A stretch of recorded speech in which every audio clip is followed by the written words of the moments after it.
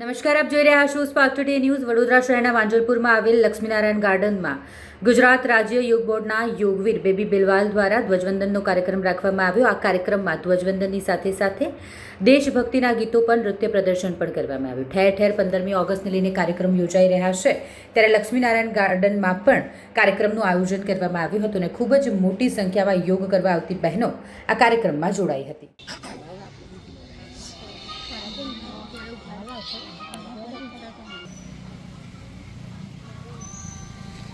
भारत माता की जय तो बोलो. भारत माता की जय.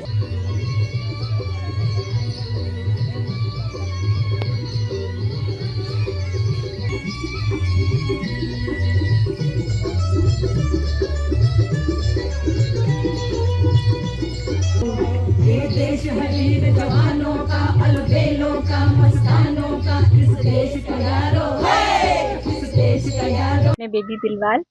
આજે 15મી ઓગસ્ટનું સેલિબ્રેશન અમે ઝંડા ગીત જોડે અને વંદે માતરમ અમારા જે બી અમને જીએસવાય તરફથી ઇન્સ્ટ્રક્શન આપવામાં આવી એ રીતે અમે કર્યું છે અને સારી રીતે અહીંયા મારું થોડા જ સમયથી મેં ક્લાસ ચાલુ કર્યા છે, પણ મને અહીંયા આજુબાજુની સોસાયટી અને આ બેન જ્યોતિબેન એમનું મને બહુ સપોર્ટ મળે છે. મારા સાધક બધા મને બહુ સપોર્ટ કરે છે અને મારું આ પ્રોગ્રામ બહુ સફળ રહ્યું છે. બધા જેવી રીતે કહું છું એ આવે છે. આજે સાતમ હતી તો બધા મારે કાલે રાંધણ છઠી તો બી પણ બધા સાધક મારા આયા અને મને બહુ સપોર્ટ કર્યો છે. હમણાં મારે ટોટલ કાઉન્ટ તો મારા 53 થઈ ગયા છે, પણ હમણાં જે તહેવારની સિઝન ચાલે છે એટલે થોડું હમણાં સંખ્યા 35 જેટલી તો રોજ આવે છે મારી. દેશવાસીઓને એ સંદેશો આપું છું કે નરેન્દ્ર મોદીજીએ આપણને આટલી સુંદર ગિફ્ટ આપી છે કે તમે યોગ કરો ને નિરોગ રહો. તમને ઘરે બેઠા સ્વસ્થ રહેવા માટે ફ્રી ઓફ કોસ્ટ તમને યોગ કરાવવામાં આવે છે, તો તમે આવો અને યોગ કરો. એમાં તમે સ્વસ્થ રહેશો. જો મહિલા સ્વસ્થ રહેશે તો આખો પરિવાર સ્વસ્થ રહેશે.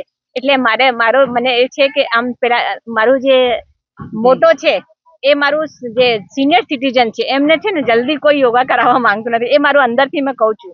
આ દિવસ સુધી મેં જોયું છે તો એ લોકો બી સ્વસ્થ રહે. એ લોકો બિચારા હમણાં એકલાપણું જે કરે છે એને અહીંયા આવીને બહુ ખુશી થાય છે. એ લોકો અહીંયા આવે બહુ એન્જોય કરે છે અને ખુશ થાય છે, તો એનું મને બ્લેસિંગ્સ મળે છે.